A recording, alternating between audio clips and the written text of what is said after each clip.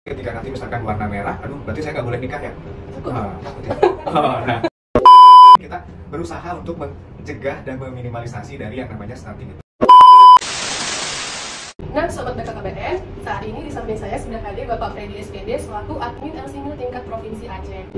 Selamat pagi Bapak. Selamat pagi. Kalau boleh tahu, apa sih Pak LC-Mil itu?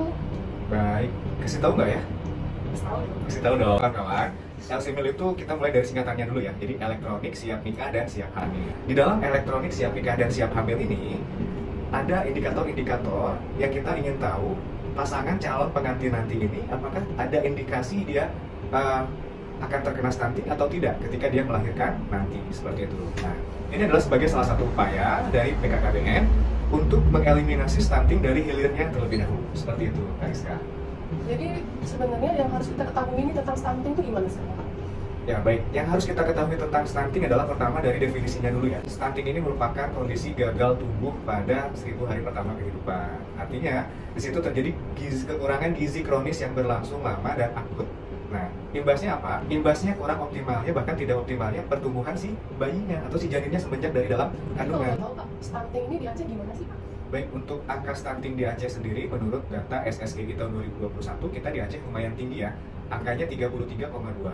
Nah, ini memiliki arti bahwa dari 100 kelahiran 30 orang bayi itu lahir dengan stunting. Ini diprediksi dia tidak akan mampu untuk bersaing secara normal dengan kawan-kawannya, baik dari secara intelektual, kemudian kesehatan dan fisik. Nah, ditakutkan dia akan menghambat bonus demografi kita pada 2045 nanti. Nah, ketika bonus demografi itu terhambat, otomatis negara kita ini tidak akan mampu bersaing dengan negara lain.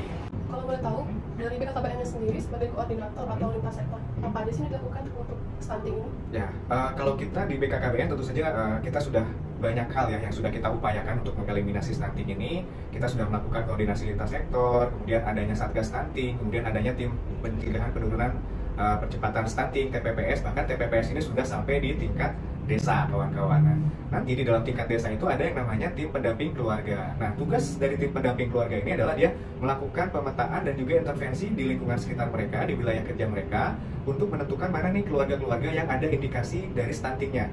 Nah, jika dalam suatu keluarga itu ada atau diindikasikan ada stunting atau terkena stunting, maka si tim pendamping keluarga ini akan melakukan intervensi. Intervensinya seperti apa? Tentu saja dengan melibatkan lintas sektor tadi. Tidak bisa bekerja sendiri, tapi juga harus melibatkan lintas sektor. Oleh karena itu, tim pendamping keluarga ini terdiri dari 3 komponen, kawan-kawan.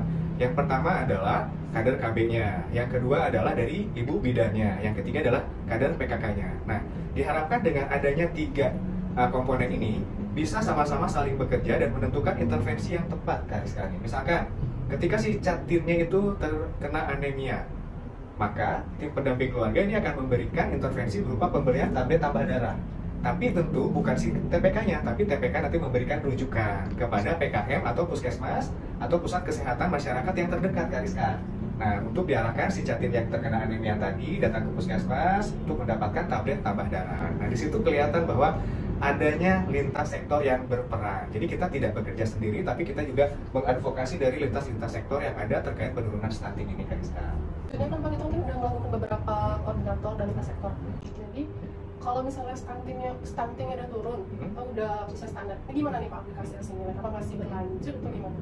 Kami mengharapkan LC-Mil ini untuk jangka panjang ya. Jadi LC-Mil ini tidak hanya misalkan target kita di 2024, habis itu selesai, tidak. Tapi kita berusaha untuk mencegah dan meminimalisasi dari yang namanya stunting itu.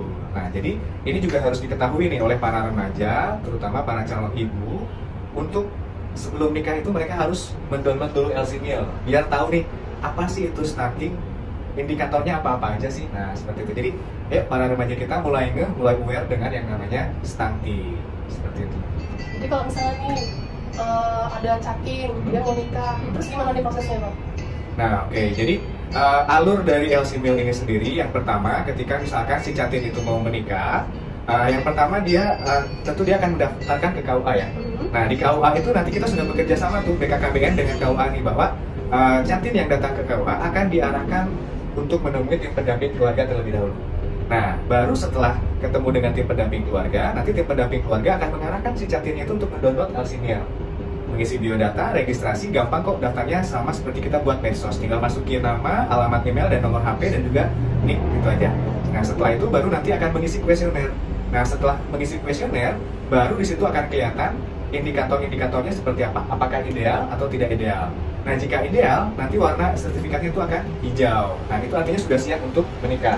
Nah, tapi jika warna merah, itu artinya ada salah satu atau beberapa indikator dari stunting yang harus atau yang dialami oleh si Catin kurang. Misalkan lilanya kurang atau HB-nya kurang, maka nanti si Catin itu harus mendapatkan intervensi dulu nih dari tim pendamping keluarga sampai dinyatakan indikatornya itu hilang dan ideal siap untuk menikah. Seperti itu kan sekarang. Nanti akan dibantu untuk prosesnya ya Bang ya sama adminnya atau TPK-nya gitu. Iya, betul. Dan kawan-kawan tidak usah khawatir ketika nanti misalkan warna merah, aduh berarti saya nggak boleh nikah ya? Takut ya? Nah, itu kita BKKBN sama sekali tidak melarang seseorang untuk menikah, tapi nanti akan diarahkan oleh si tim pendamping keluarganya untuk melakukan intervensi yang sesuai. Misalkan ada Catin nih, lingkar lengannya itu di bawah standar, tapi 7 kali lagi mau nikah. Nah, kita dari BKKBN ini tidak melarang dia untuk menikah. Silakan saja menikah, tapi nanti dia akan mendapatkan intervensi dan pendampingan dari tim pendamping keluarganya agar lilanya itu nanti ketika akan hamil itu sudah sesuai ya. Nah, makanya nih buat para remaja kalian itu nggak boleh diet-diet, karena kalau kalian diet otomatis lingkar lengannya itu akan kurang dan otomatis remaja itu akan mengalami yang namanya anemia, karena diet remaja kita itu kadang nggak betul seperti itu, kadang dia dietnya itu tidak cukup asupan gizinya seperti itu guys kan. Gitu. Berarti aplikasi ini bisa dipakai semua kalangan nggak tuh Pak Freddy? Semua kalangan bisa. Oh menarik nih kita bahasannya ya Bang tentang SMIL, Catin yang mau nikah. Terus kalau kita mau masuk ke aplikasinya itu gimana? Yang jadi akunnya siapa sih sebenarnya? Ya baik, jadi aplikasi Alsimil ini seperti yang saya bilang tadi ya, bisa di-download di Play Store untuk Android dan juga Apple Store di Apple. Nah, perlu diketahui juga bahwa adminnya itu ada 3 tingkatan, ada admin provinsi, kemudian ada admin kabupaten kota, dan juga ada admin kecamatan. Nah, bagi kawan-kawan yang nanti memang mau penasaran tentang apa sih isinya dari Alsimil ini, silahkan bisa di-download untuk lihat-lihat ya, dan juga untuk melakukan screening awal itu boleh. Nah, kemudian tugas para kader TPK itu diingatkan oleh para adminnya, nih udah ada Catin nih, silakan didampingi. Nah seperti itu, jadi para Catin yang mendownload aplikasi Alsimil dan melakukan registrasi, otomatis datanya akan masuk ke para admin. Nah nanti para admin akan mengingatkan para kader TPK di masing-masing desa untuk melakukan pendampingan kepada si Catin yang telah mendownload aplikasi Alsimil tadi. Seperti itu guys, untuk alur kerjanya. Terima kasih ya Bang Freddy untuk informasinya. Sama-sama. Kita jadi mendapat banyak pengetahuan nih dari admin Alsimil langsung. Nah, sobat BKKBN, terima kasih banyak sudah bincang-bincang bersama Rizka di sini dan juga Bang Freddy sebagai admin Alsimil.